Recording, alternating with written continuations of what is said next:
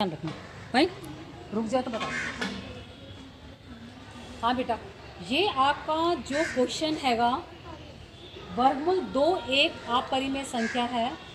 ये क्वेश्चन एक ऐसा क्वेश्चन है जो कि हर हालत में कितने नंबर का आएगा? हर हालत में 3 नंबर का। अगर आज आप आए हैं स्कूल में, आप अपनी फ्रेंड्स को बोलेंगे, आसपास लड़कियों को, आज आप स्टूडेंट्स को फ़ोन करेंगे कि आप सब ने स्कूल आना है, मतलब आना है। अगर पास होना है तो आना है, आप कोई टेंशन तो है नहीं है, ठीक बात है ना। ये 3 नंबर की आज मैं आपको तैयारी कराऊंगी। कल इसका टेस्ट होगा। जो बच्चे स्कूल में नहीं आए वो घर में इसकी प्रिपरेशन कर लेंगे इस क्वेश्चन की। मुश्किल से ये क्वेश्चन आपको एग्ज़ाम के अंदर 5 मिनट के अंदर करना है। घर जाकर आप इसको लिखेंगे।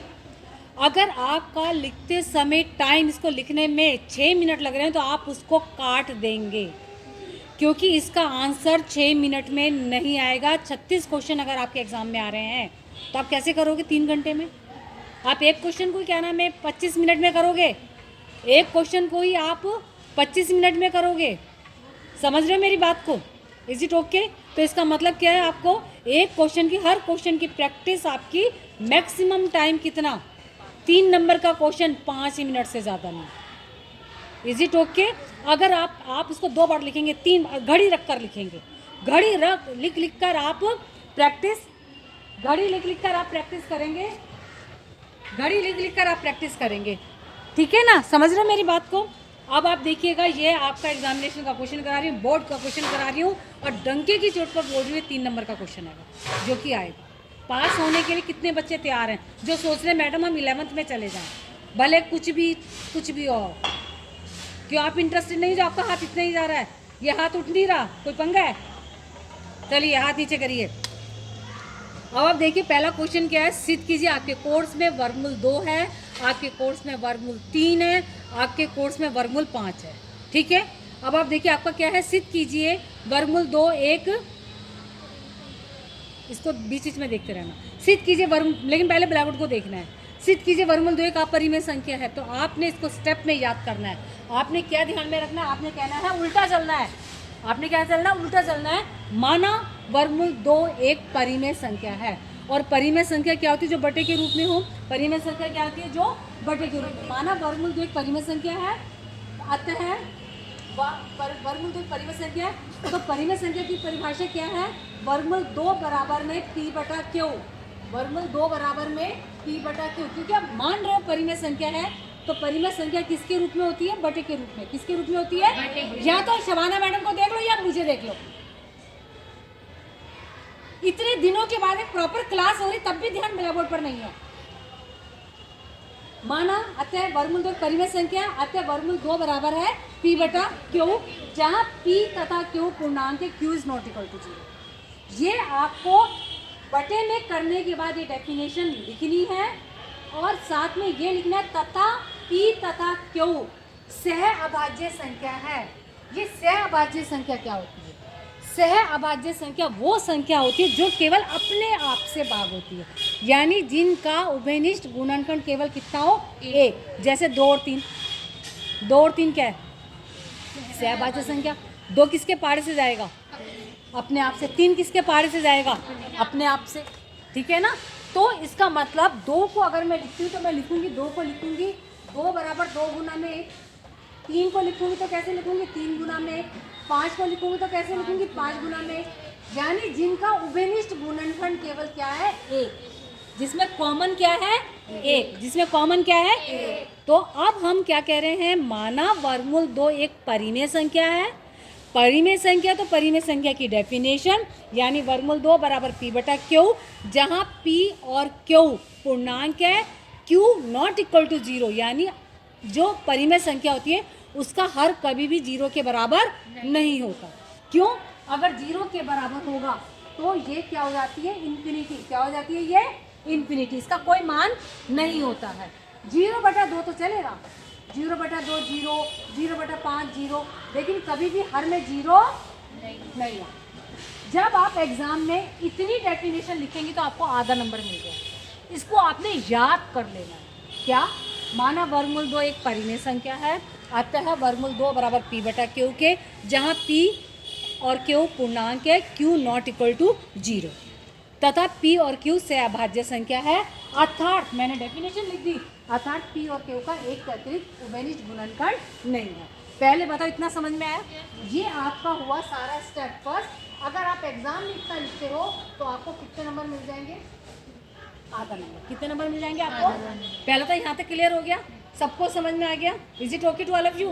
अब आपके पास क्या है, जब आपने इसको लिया वर्गमूल 2 बराबर पी बटा की, तो बच्चों वाला काम कैसे? दोनों तरफ वर्ग करने पर, दोनों तरफ वर्ग करने पर इसको लिख लेती हूँ मैं फर्स्ट। तो मैं यहाँ पर क्या लिखूंगी? फर्स्ट के दोनों तरफ वर्ग करने पर क्या लिखूंगी मैं? फर्स्ट के, अभी ठीक कर लेना बाद में, फर्स्ट के दोनों तरफ वर्ग करने पर। यानी क्या काम करा मैंने इसको दोबारा से लिख देती तो आपको क्लियर हो जाए। वर्गमूल 2 बराबर पी बटा क्यू, दोनों तरफ वर्ग करने का मतलब है ब्रैकेट इधर डाला, 2 डाला। आपको पता है वर्गमूल और घात 2 आपस में क्या हो जाती है? कट जाती है। क्यों कट जाती है? क्योंकि इस निशान का मतलब क्या होता है? इस निशान का मतलब होता है, इस छत का मतलब क्या होता है? 1/2।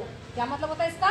1/2। और इसके ऊपर 2 हो तो ये 2 से 2 कट गया। समझ में आ रही है बात? Is it okay?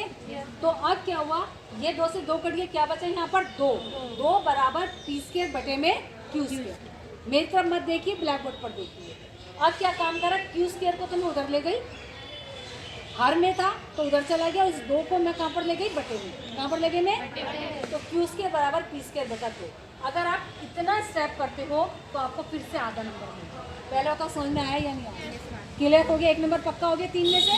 अब इसके बाद आपको लिखना, अगर कोई भी चीज़ बटे में 2 है, मैं कह रही हूँ बटे में 2 है, इसका मतलब ये वाली चीज़ 2 से भाग होगी। ये वाली चीज़ अगर मैं कहती हूँ 4 बराबर 4 बटे में 2, 6 बटे में 2, इसका मतलब क्या है? ये कट रहा है। इसका मतलब क्या है? ये कट रहा है। इसका मतलब ये 2 पी स्क्वायर का गुणनखंड है। ये 2 पी स्क्वायर। क्यों गुणनखंड? मतलब जैसे फॉर एग्जाम्पल 4 बटे में 2, तो 4 को मैं लिख सकती हूँ ना 2 गुना में 2, तभी तो 2 से 2 कट गया।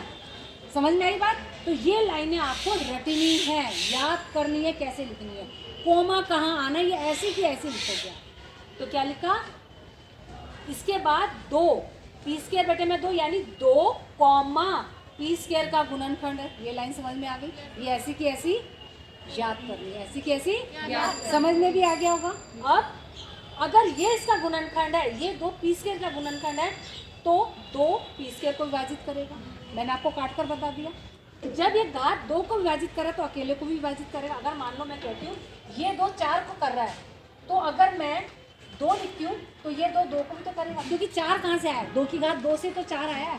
अगर 3 9 को भाग कर रहा है, 3 3 एकम 3 3 3 9, तो 3 को भी तो भाग करेगा। यानी कोई संख्या अगर किसी की घात 2 को भाग कर रही है तो अकेला, अगर घात 2 को भाग कर रही है तो घात 1 को भी भाग करेगी। यहाँ तक समझ में आया? ये 3 लाइनें ऐसी की ऐसी, इसमें से कोने की भी गलती नहीं है। क्या मैं दोबारा से समझाऊं? क्या 2, इसके बाद 3 लाइनें लिखनी है, 2 कॉमा पी स्क्वायर का गुणनखंड है। क्लियर? फिर 2 पी स्क्वायर को विभाजित करेगा। अतः प्रमेय 1.3 से, एनसीईआरटी की बुक में आप देखोगे प्रमेय 1.3 क्या कह रही है। अगर कोई, मैं आपको पढ़कर सुना देती हूँ, प्रमेय 1.3 क्या कह रही है आपको? प्रमेय 1.3 कह रही है,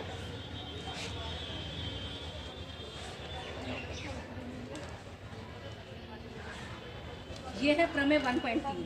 मान लीजिए P एक अभाज्य संख्या। P कैसी संख्या? अभाज्य संख्या। अभाज्य संख्या क्या होती है? जो केवल अपने आप से भाग होती है।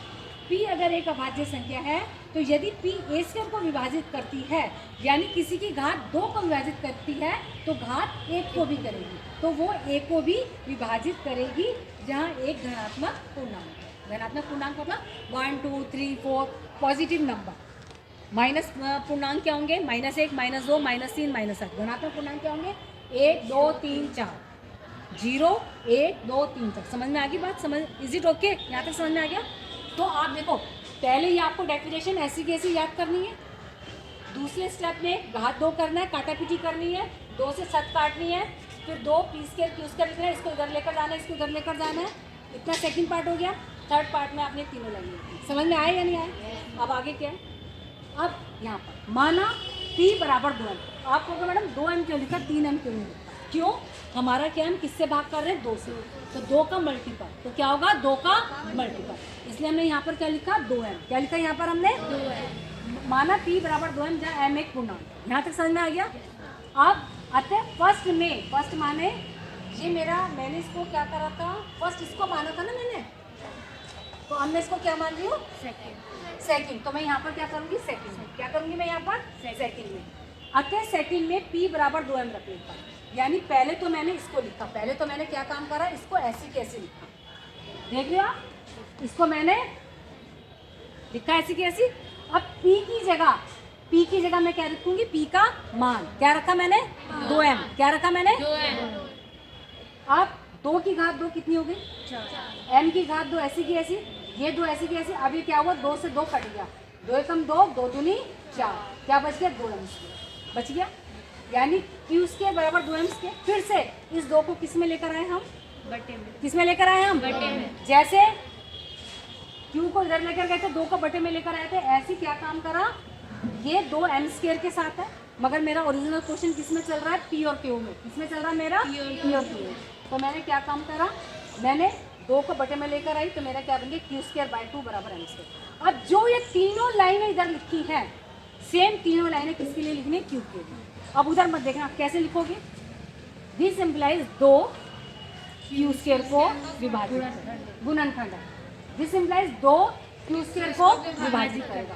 दिस इम्प्लाइज प्रमेय 1.3 से 2 q को भी विभाजित करेगा। एक इसको याद कर लोगे तो ऑटोमेटिकली यहाँ पर याद हो गया। तो वो 3 लाइनें मैंने यहाँ पर लिखी। अब क्या बना?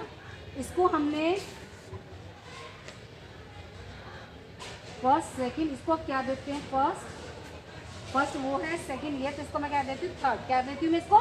थर्ड। और इसको क्या कर देती हूँ मैं? फोर्थ। तो अब ये क्या बन गया? थर्ड और फोर्थ से, थर्ड और फोर्थ। हुआ क्या? मैं यहाँ पर कह रही हूँ